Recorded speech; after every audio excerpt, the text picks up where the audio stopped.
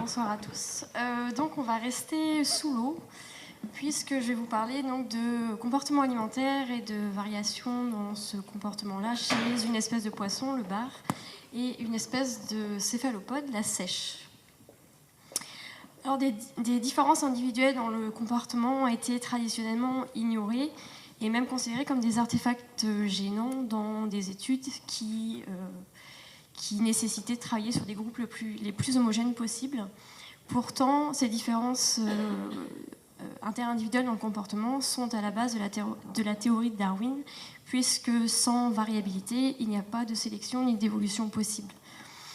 Alors, on l'a vu ce matin, je vais faire court, mais des différences individuelles dans les comportements stables dans le temps et à travers les contextes ont largement été étudiées chez les vertébrés et aussi chez les invertébrés, notamment chez les araignées et quelques espèces de céphalopodes. Donc aujourd'hui, je vais vous parler donc, notamment de la variabilité dans les comportements et dans le comportement alimentaire. Et dans cet exposé, je vais vous montrer un petit peu différents exemples sur la nature et la signification des différences individuelles dans le comportement alimentaire chez deux espèces, donc le bar européen, dans un contexte plutôt d'élevage, donc sur des poissons qui sont domestiqués, et dans l'autre cas, donc chez la seiche sur des animaux sauvages. Donc tout d'abord, le bar européen, donc c'est un poisson marin téléocéan, c'est un poisson carnivore extrêmement vorace, dont le régime alimentaire est principalement basé sur des crustacés.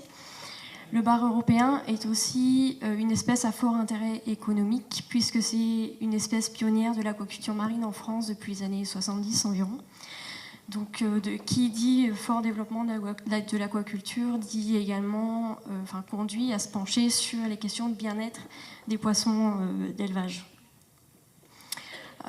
Donc, un des systèmes d'alimentation automatisés permettent de répondre aux préoccupations des poissons, du bien-être des poissons en élevage, et notamment ce qu'on appelle les self-feeders, c'est-à-dire des distributeurs d'aliments à la demande. Donc, les poissons peuvent eux-mêmes venir activer une tige semi-métallique semi-émergée dans l'eau et qui permet en fait de délivrer de la nourriture que les poissons vont pouvoir donc avoir accès. Alors couplé à des antennes détectrices de pit tags, c'est-à-dire des puces électromagnétiques implantées à l'arrière de la boîte crânienne chez les poissons, ça nous permet de connaître l'identité des poissons qui viennent manipuler le levier, la fréquence de frappe sur le levier, le nombre, l'heure dans la journée, etc. Donc ce dispositif permet aux scientifiques notamment de vraiment suivre au niveau individuel les comportements des animaux au sein d'un groupe et donc d'essayer d'analyser les structures sociales sous-jacentes à ces comportements alimentaires. Donc la première question était de savoir est-ce qu'il existe des différences interindividuelles dans le comportement d'auto-alimentation chez les groupes de bars standard d'élevage. Donc la réponse est oui. Plusieurs études ont montré qu'il y avait une structuration dans une population d'environ une cinquantaine de poissons en trois groupes. Environ 5% de la population sont des animaux qu'on va appeler manipulateurs principaux, c'est-à-dire des animaux qui vont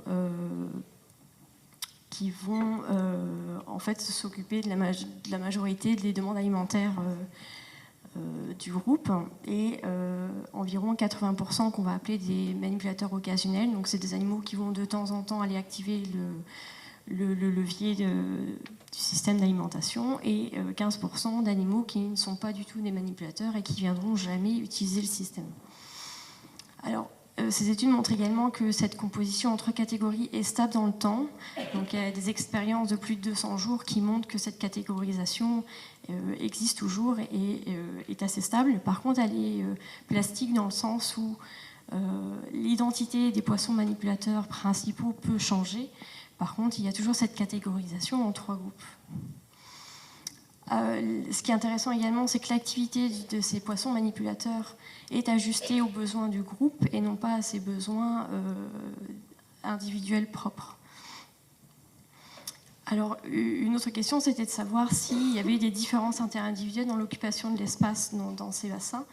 Donc ici, vous avez, alors j'ai essayé de faire, voilà. Vous avez donc une vue du dessus d'un bac d'élevage subdivisé en 4 zones. Ici, vous avez la zone d'alimentation, donc avec le levier ici et la zone où l'aliment sera distribué. Donc je vous ai mis un exemple de trajectoire d'un poisson manipulateur principal, issu des travaux de Sandy Milot, donc une thésarde d'Ifremer. Et donc ce qu'on peut voir, c'est que la trajectoire, en tout cas l'activité des poissons manipulateurs, est généralement très proche de la zone d'alimentation ou dans la zone adjacente. Alors si je vous... Voilà, donc après si on fait des tests statistiques, on voit qu'effectivement les manipulateurs principaux passent la majorité de leur temps dans la zone alimentaire et un peu moins dans les 3 autres zones. Alors évidemment, c'est lié à leur forte activité sur le distributeur d'aliments. Mais ce qui est intéressant de voir, c'est l'occupation donc, du groupe. Et on voit que les autres membres du groupe, en fait, occupent de façon équivalente les 4 zones du bassin. Donc on a quand même une occupation différente dans l'espace des bassins en fonction de leur catégorie alimentaire. Alors, après, la question qui venait après, c'était qu'est-ce qui prédispose un poisson à devenir un manipulateur principal? Et une des réponses, alors ce n'est pas la seule, mais en tout cas je voulais vous présenter celle-ci, c'est peut-être la tendance, enfin la témérité de ces individus lorsqu'on place, donc lorsqu'on teste ces animaux-là, donc dans leur bac d'élevage. On les teste à 3 temps, au premier jour de l'expérience, au 48e jour et 85e jour. Donc, à ces jours de test, on subdivise le bassin en 2 zones. Une zone sécurisée dans laquelle tous les poissons sont mis. Et ensuite, grâce à une antenne détectrice de pic-tag, on regarde quel poisson va venir traverser et pénétrer dans la zone risquée, donc là où se trouve le self-feeder. On se rend compte qu'au premier jour, les poissons qui vont devenir des manipulateurs principaux au cours de leur vie, disons, eh bien, sont des poissons qui sont plus aptes à prendre des risques et c'est des poissons qui sont plus audacieux, qui vont avoir tendance à traverser plus facilement et pénétrer dans la zone risquée et à y rester plus longtemps. Donc l'efficacité à utiliser le self-feeder semble vraiment basée sur les aptitudes comportementales individuelles et donc la témérité pourrait expliquer pourquoi certains poissons deviennent des manipulateurs et d'autres non. Alors ça c'était mon premier exemple. Le deuxième exemple, ça va être la sèche. Donc là on se place plutôt dans un contexte de milieu naturel puisque donc la sèche est un prédateur carnivore vraiment vorace également. C'est un prédateur opportuniste. C'est-à-dire qu'il son régime alimentaire est basé en majorité sur des crustacés, des crevettes ou des crabes, mais également sur des poissons téléostéens. On voit également ici une sèche donc, qui vient de capturer un poisson plat, qui est pratiquement aussi grand qu'elle. Donc il y a également des cas de cannibalisme. C'est-à-dire il y a du cannibalisme intraspécifique, c'est-à-dire des adultes envers des juvéniles. Il y a également du cannibalisme interspécifique. Ici, on voit une sèche, par exemple, qui est en train de manger une sépiole. La sèche est également ce qu'on appelle un prédateur embusqué, c'est-à-dire qu'il a des capacités de camouflage, notamment de changer de couleur ou de s'enfouir dans le substrat, ce qui lui favorise en fait... ce qui lui permet d'optimiser ses chances de capture des proies. Et elle va adopter 2 stratégies en fonction du type de proie. Donc il y a une stratégie dite de coiffage, de bond, et une stratégie de lancer tentaculaire. Alors, j'espère que la vidéo va marcher.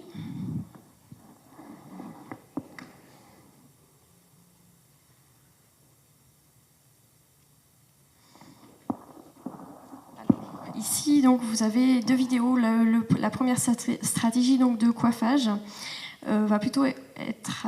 Alors, je recommence. Donc, la première stratégie de coiffage va plutôt être adoptée pour des proies de grande taille et peu mobiles, comme des crabes. Donc en fait, la sèche va bondir sur sa proie et coiffer de ses 8 bras la proie. Dans l'autre stratégie, qui était plutôt... Alors j'ai pas de chance parce que ça tourne tout le temps normalement en boucle, sauf là. En tout cas, dans l'autre stratégie qui est plutôt adoptée pour des proies de petite taille et plutôt mobiles, donc comme des crevettes ou des poissons, la sèche va, par lancer tentaculaire de ces 2 tentacules préhenseurs, capturer la proie et l'amener jusqu'à la cavité buccale. Alors, est-ce qu'il existe des différences interindividuelles dans la préférence aux proies ? Pour cela, donc ça c'est issu des travaux d'Anne-Sophie Darmaillac. Elle a testé donc, des sèches adultes et elle les a placées face à un test de choix en lui présentant des crevettes ou des crabes. La question était simple, c'était qu'est-ce que tu préfères ? Dis-nous quelle proie tu préfères entre ces deux-là. Donc les sèches étaient testées 20 fois. Et en fait, ce qu'on voit, c'est que des sèches sauvages, dans une population sauvage, il va y avoir à peu près 50% de sèches qui vont préférer des proies, 50% de sèches qui vont préférer des crevettes. Alors j'ai presque fini. On a ensuite regardé la témérité de ces sèches parce que dans le milieu naturel, les sèches sont confrontées à des prédateurs, donc elles doivent prendre des risques pour pouvoir s'alimenter. Et donc dans 2 contextes, face à un expérimentateur, la sèche, donc on présente à la sèche un item alimentaire.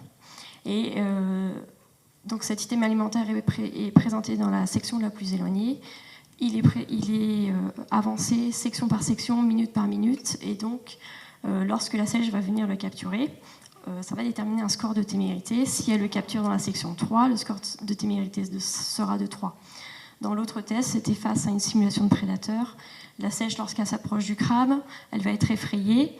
Et nous, après, on mesure la latence, le temps que met la sèche pour revenir capturer la proie. Donc là, c'est rapide, c'est mon dernier graphique. Mais ici, en fait, qu'est-ce qu'on peut voir ? Donc on a le score de témérité en présence d'un expérimentateur et en présence du prédateur. Et on voit qu'il y a quand même des différences interindividuelles entre les animaux, avec des animaux qui sont extrêmement timides et d'autres plutôt téméraires. Donc cette étude est préliminaire, donc je voulais vous la montrer quand même parce que c'est intéressant. Mais en tout cas, on n'a que 9 individus. Mais bon, il y a quand même une corrélation entre les contextes. Et donc c'est quand même les premières preuves de trait de témérité chez cette espèce, donc qui inclut cette espèce parmi la liste des céphalopodes présentant des différences interindividuelles stables. Donc voilà, donc en conclusion, je viens de vous montrer qu'il y avait des différences interindividuelles dans le comportement alimentaire qui peuvent refléter des traits de personnalité stables chez ces 2 espèces. Et donc ça peut avoir un intérêt en ce qui concerne le bien-être des poissons en élevage, notamment pour améliorer les conditions d'élevage et les programmes de sélection, mais également en biologie évolutive pour comprendre les réponses adaptatives des animaux aux forces évolutives comme la sélection naturelle par exemple. Voilà, je voulais juste remercier l'ensemble de mes collaborateurs, il y en a beaucoup, en particulier Marine Beauchot et Joël Attia de l'Université de Saint-Étienne, mes collègues de l'IFREMER et mes collègues du GMPC de l'Université de Caen. Merci de votre attention. Merci Carole. Nous avons du temps pour des questions.